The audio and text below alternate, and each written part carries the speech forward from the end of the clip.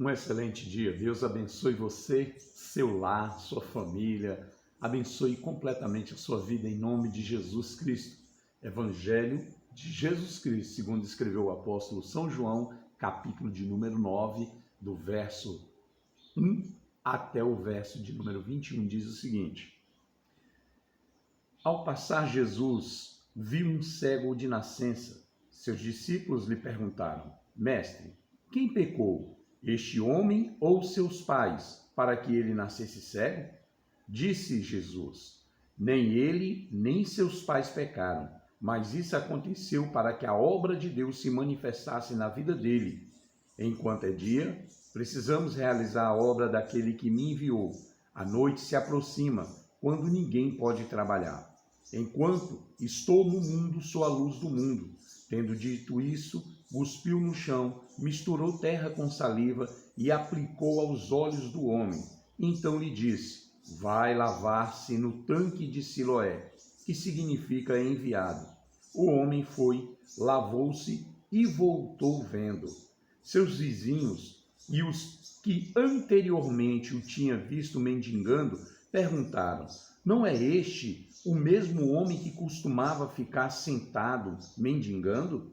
Alguns afirmavam que era ele, outros diziam: Não, apenas se parece com ele.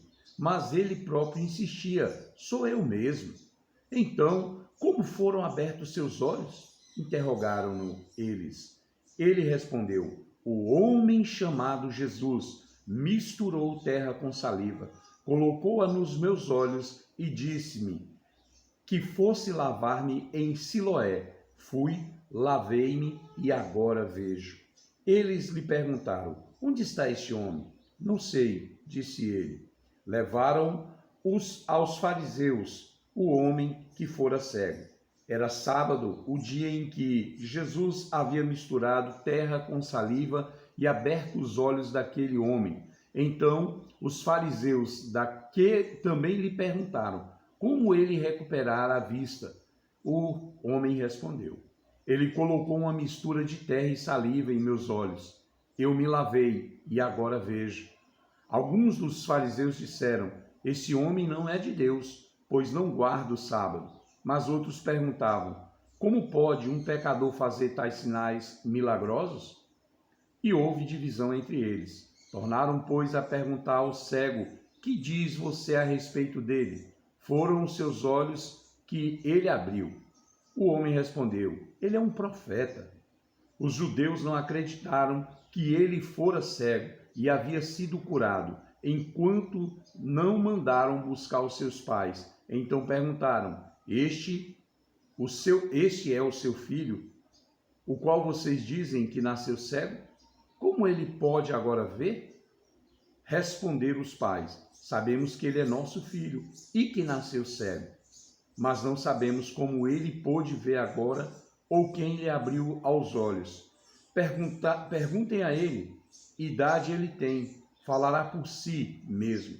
Seus pais disseram isso porque tinham medo dos judeus, pois esses já haviam combinado que se alguém confessasse que Jesus era o Cristo, seria expulso da sinagoga. Nós estamos aqui diante de um milagre maravilhoso, né? E é interessante que no primeiro versículo, logo em seguida, que Jesus passa e vê este homem cego e com certeza já sentindo compaixão, como Cristo sempre faz. Ele sente compaixão pelas pessoas que estão ali perdidas, pelas pessoas que estão precisando de um milagre. E nos diz o texto que quando ele viu, né, os discípulos estavam com ele e perguntaram: Mestre, quem que pecou? Ele ou seus pais, para que nascesse cego? Porque havia uma tradição judaica, né, que a maioria dos defeitos no corpo eram oriundos do pecado. Nós sabemos que nem tudo é advindo do pecado.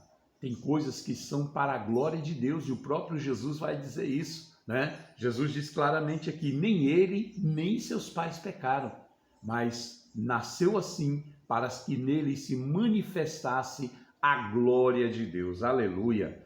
Tem problemas nas nossas vidas que é para a glória de Deus. E você pode dizer, parece que Deus está brincando comigo, ou com a minha família, ou com os meus sentimentos. Não, tudo é para a glória de Deus, tudo tem um propósito. E diz mais ainda, que quando Jesus viu isso, falou, olha, nós vamos trabalhar enquanto é dia, porque quando chegar a noite não tem como ninguém trabalhar. Eu fui enviado para fazer a obra do Pai.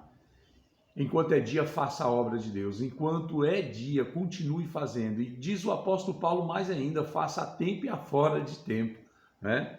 E diz aqui o texto que então Jesus se aproximou dele, falou que era a luz do mundo e cuspiu no chão.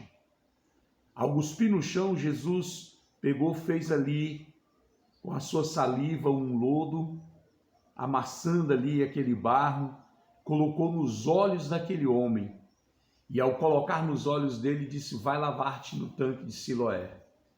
Sabe, o que me vem ao coração é como se o Criador de tudo, aquele que é a palavra, é o verbo, que Deus deu a ordem e ele fez, ele está ali agora modelando no barro, colocando o barro que falta para que aquele homem seja curado. Deus tem seus métodos mais malucos para os homens, porque até a loucura de Deus é mais sábia do que a sabedoria dos homens. E o texto então nos diz que ele vai até o tanque de Siloé. Ele se lava, que significa o enviado, né? Ele se lava e já volta enxergando. Jesus sai de cena. E todos aqueles que viram aquele homem falam, mas ele não era aquele que estava sentado aqui mendigando, porque a maioria das pessoas que tinham defeito tinham o direito de pedir esmola, né? E as pessoas, os judeus, ajudavam. E aquele homem não, agora ele está em pé, ele não quer mais simplesmente a ajuda de homens, ele quer também estar sendo um canal de bênção, ajudando outros. E diz o texto então que ele recebe esse milagre. E as pessoas diziam, rapaz, não era ele. Outros diziam, não, parece com ele. Mas ele afirma, sou eu. Sabe, eu não sei do que Jesus te curou. Eu sei que um dia ele também curou a minha vida. E eu não posso negar isso, eu tenho que dizer, sou eu, sou aquele mesmo que fazia aquilo errado. Sou eu, fui transformado. Não me dá direito de ser melhor e nem pior do que ninguém, e nem dizer para alguém se ele vai ou não para o céu.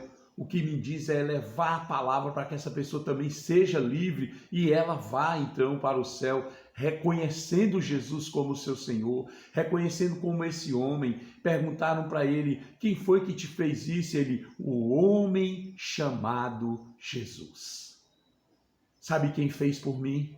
Sabe quem fez por você e continua fazendo por nós? É o homem chamado Jesus, o Filho do Deus vivo, aleluia, o Filho daquele que tudo faz, o próprio Deus encarnado andando conosco.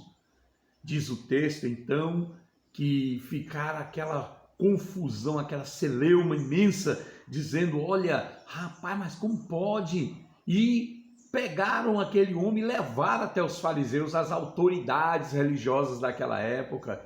E aqueles homens movidos de inveja, disseram, não, esse homem não pode ser de Deus não, ele está violando o sábado. Nós sabemos que a escola de Hilel e de Shammai, elas eram escolas diferentes do judaísmo. Uns acreditavam que não podia fazer obra nenhuma, e inclusive dentro das 39 obras estava uma delas que era amassar o barro, e estava ali eles condenando Jesus porque fizeram tal milagre.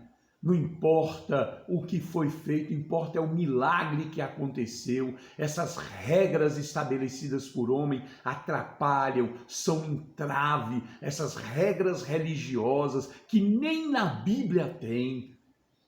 É o que os judeus faziam, é o que os homens de hoje fazem, não pode isso, não pode usar aquilo, não pode fazer aquilo. São entraves que têm atrapalhado a vida das pessoas durante séculos. Vidas têm sido completamente atrapalhadas de conhecer um Deus tão maravilhoso. Esses homens parecem como os próprios judeus, querem um Deus só para si, querem lucrar com esse Deus e deixem as pessoas ao lado, jogadas, sem o poder da glória de Deus, sem ter a alegria da salvação. Esse homem cego está alegre e feliz. Os judeus continuam ali, os fariseus, indignados, querendo guardar um dia, simplesmente esquecendo que o milagre foi feito, porque se um cabrito ou um animal deles caísse, eles tinham direito de tirar, mesmo que fosse sábado. Estava ali um homem caído, filho de Deus, precisando de um milagre, muito mais importante do que qualquer animal. A dizer que muitas pessoas dão valores aos cachorros, aos gatos, muito mais do que aos seres humanos, deixando de ajudar. Não que deixe de olhar pela vida de um animal, sim, mas muito mais pela vida de um ser humano. Esses homens estavam fazendo isso e perguntaram e ficaram: olha, me diz aí quem esse homem é. Ele disse: olha, eu não sei o que ele é, mas sei que ele me passou lodo nos olhos, mandou eu ir ao tanque e de lá eu voltei enxergando. Sabe, meu querido, não importa o que os homens vão dizer, importa é o milagre que Deus opera na sua vida. E nos diz o texto assim, uma coisa tão maravilhosa que chama a atenção, é que esses homens dizem assim: rapaz, nós sabemos que ele é pecador. Ele disse: olha, eu não sei se ele é pecador, de uma coisa eu sei, eu era cego, agora eu vejo. E chamaram os pais dele e disseram: vem cá, este é o seu filho? Ó, é o filho. Nasceu cego? Sim, nasceu cego. E como é que fez isso? Pergunte para ele, ele já tem idade. E aqueles pais estavam com medo de ser expulsos da sinagoga. E tem muita gente que tem medo de ser expulso das igrejas. Você tem que ter medo de ser expulso do livro da vida. Você tem medo de ser expulso da vontade de Deus, do querer de Deus. E ele não expulsa ninguém, ele está de braços abertos esperando. Quem é os homens para expulsar alguém? Quem são eles para fazer essas loucuras que se fazem? Eles não entendem de que espírito Deus realmente é. Deus está para agregar, congregar, e os homens estão para dividir, expulsar, jogar fora. Mas a palavra nos diz: vinde a mim, vinde a mim. Que você venha a Jesus. Que você que esteja cego, talvez você diz: mas eu não sou cego. Não, cego espiritualmente, possa abrir os olhos dessa manhã e reconhecer quem é Jesus. Amanhã continuamos com a segunda parte. Pai, oramos agradecidos. Em nome de Jesus, abençoa aqui a cidade de Paulo Ramos do Maranhão, o Brasil, o mundo inteiro. Entra com provisão na vida de cada ser humano. É a minha oração, pedindo cura e milagre sobre a vida das pessoas. Em nome de Jesus, em nome de Jesus. Amém. Seja livre o homem chamado Jesus.